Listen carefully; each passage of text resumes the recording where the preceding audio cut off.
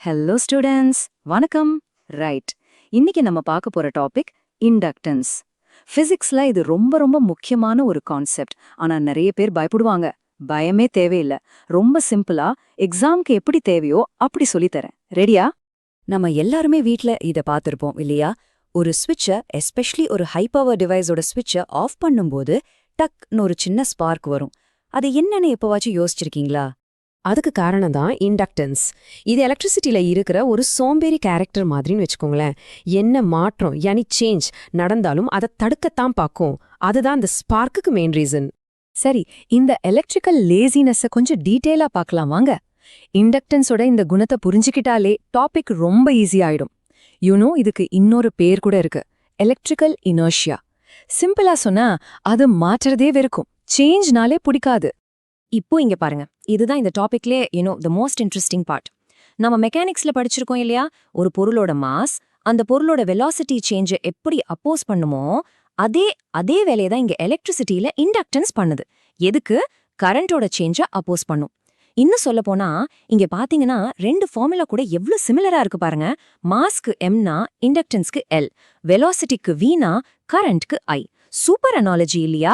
இத மட்டும் மனசுல வச்சுக்கிட்டோம்னா பாதி டாபிக் ஓவர்.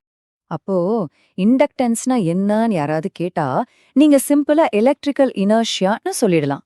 ஒரு பெரிய கல்லை தள்ளி விடுறதுக்கு எவ்வளோ கஷ்டமா இருக்கும், அதே மாதிரிதான் ஒரு சர்க்கியூட்ல கரண்ட்டை மாத்துறதுக்கு இந்த இண்டக்டன்ஸை எதிர்த்து நம்ம வேலை செய்யணும். சரி, இப்போ இந்த கதை அனாலஜி எல்லாம் ஒரு பக்கம் இருக்கட்டும். எக்ஸாம்ல நல்ல மார்க் வாங்கணும்னா நம்ம என்சிஆர்டி புக்ல என்ன இருக்கோ அந்த எக்ஸாக்ட் டெஃபினிஷனை எழுதணும், ரைட்? அதை இப்ப பார்க்கலாம். இதுதான் டெக்ஸ்ட் புக் டெஃபினிஷன்.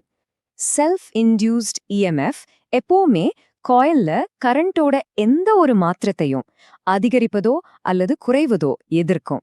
இங்க ஒப்போசிஸ் அப்படிங்கிற வார்த்தை தான் ரொம்ப ரொம்ப முக்கியம். அந்த ஆப்போசிஷனை தான் இந்த ஃபார்முலா எவ்வளோ அழகா காட்டுது பாருங்க. இங்க எப்சிலன், அதாவது எப்சிலான் என்பது இன்டியூஸ்ட் இஎம்எஃப், எல் தான் நம்ம ஹீரோ, செல்ஃப் இண்டக்டன்ஸ். di/dt என்பது rate of change of current, current எவ்வளோ வேகமா மாறுதுங்கிறது. முக்கியமா இங்க பாருங்க, ஒரு நெகட்டிவ் சைன் இருக்கு. அது ஏன் தெரியுமா? அதுதான் லென்ஸ் லாவோட எஃபெக்ட்.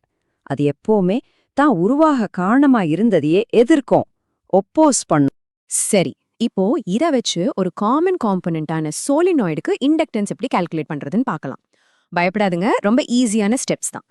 சரி வாங்க, நம்ம போர்டுல ஒர்க் அவுட் பண்ற மாதிரியே ஸ்டெப் பை ஸ்டெப்பா போவோம். Okay, right. ஸ்டெப் 1. முதல்ல ஒரு சாலினாய்டுக்கு உள்ள இருக்கிற மேக்னெட்டிக் ஃபீல்டோட ஃபார்முலா என்ன? Correct, B = μ0NI. இப்போ அடுத்த step, step 2. Total magnetic flux யானி N5B. இது எப்படி வரும்? டோட்டல் நம்பர் ஆஃப் டர்ன்ஸ், அதாவது NL, அந்த டோட்டல் டர்ன்ஸை ஃப்ளக்ஸ் த்ரூ 1 டர்ன், அதாவது BA கூட மல்டிப்ளை பண்ணணும். புரிஞ்சுதா? ஓகே. இப்போ ஸ்டெப் 3. இந்த பியோட வேல்யூவை எடுத்து உள்ள சப்ஸ்டிடியூட் பண்ணுங்க. சிம்பிள். இப்போ லாஸ்ட் அண்ட் ஃபைனல் ஸ்டெப். இண்டக்டன்ஸோட பேசிக் டெஃபினிஷன் என்ன? L = N5B divided by I, right? இந்த ஃபார்முலால இப்போ நம்ம கண்டுபிடிச்சத யூஸ் பண்ணா என்ன கிடைக்கும்? Final formula L = μ0N²AL. அவ்வளோதான், சிம்பிளா முடிஞ்சிடுச்சு. இப்போ இந்த நம்பரோட பவரை பாருங்க. கரண்ட் ஜஸ்ட் 5 ஆம்ப்ஸ்ல இருந்து 0க்கு 0.1 செகண்ட்ல மாறும்போது பேக் இஎம்எஃப் எவ்வளோ ஜெனரேட் ஆகுதுன்னு பாத்தீங்களா? 100 வோல்ட்ஸ். இது பெரிய வேல்யூ. இப்போ புரியுதா? நம்ம ஸ்விட்சை ஆஃப் பண்ணும்போது கரண்ட் சடனா 0 ஆக ட்ரை பண்ணும். அப்போ இந்த மாதிரி ஒரு ஹை வோல்டேஜ் ஃபார்ம் ஆகிதான் அந்த ஸ்பார்க்கை கிரியேட் பண்ணுது. Okay everybody, attention please. எக்ஸாம்ல நிறைய ஸ்டூடெண்ட் செய்யற ஒரு காமன் மிஸ்டேக்கா இப்ப பார்க்கலாம். இதுல மார்க் போகவே கூடாது, கவனம். இது ஒரு வெரி காமன் மிஸ்கன்செப்ஷன். நிறைய பேர் என்ன நினைக்கிறாங்கன்னா, ஏசில தான் கரண்ட் மாறிட்டே இருக்கும், அப்ப இண்டக்டன்ஸ் அங்கே மட்டும்தான் ஒர்க் ஆகும்னு நினைச்சுக்கிறாங்க. பட் அது ரொம்ப பெரிய தப்பு. இண்டக்டன்ஸோட வேலையே கரண்ட்ல வர எந்த ஒரு சேஞ்சையும் எதிர்க்கிறது தான். டிசி சர்க்கியூட்ல கூட நீங்க ஸ்விட்ச் ஆன் பண்ணும்போது கரண்ட் 0ல இருந்து மேக்ஸிமம்க்கு போகுது, அது ஒரு சேஞ்ச். ஆஃப் பண்ணும்போது மேக்ஸிமம்ல இருந்து 0க்கு வருது, அது இன்னொரு சேஞ்ச். ரெண்டு நேரத்திலயுமே சேஞ்ச் இருக்கு, அப்போ இண்டக்டன்ஸ் கண்டிப்பா ஆக்ட் பண்ணும். சோ இந்த லைனை நல்லா நினைவு வச்சுக்கோங்க. சேஞ்ச் இல்லனா ப்ராப்ளம் இல்ல, சேஞ்ச் இருந்தா இண்டக்டன்ஸ் ஃபைட் பண்ணும். ஓகே, சோ இன்னைக்கு படிச்சதெல்லாம் ஒரு குவிக் சம்மரி பண்ணிடலாம் வாங்க. அந்த க்ரூஷியல் பாயிண்ட்ஸ் என்னன்னு பார்க்கலாம். எக்ஸாம்க்கு ரொம்ப யூஸ் ஆகும். சோ இன்னைக்கு நம்ம பார்த்தத சுருக்கமா சொல்லணும்னா, ஃபர்ஸ்ட் இண்டக்டன்ஸ்னா என்ன? அது ஒரு எலக்ட்ரிக்கல் இனர்ஷியா.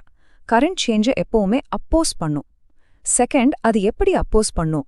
ஒரு பேக் EMF கிரியேட் பண்ணி. தேர்ட், அதோட வேல்யூ எதை பொறுத்து இருக்கு?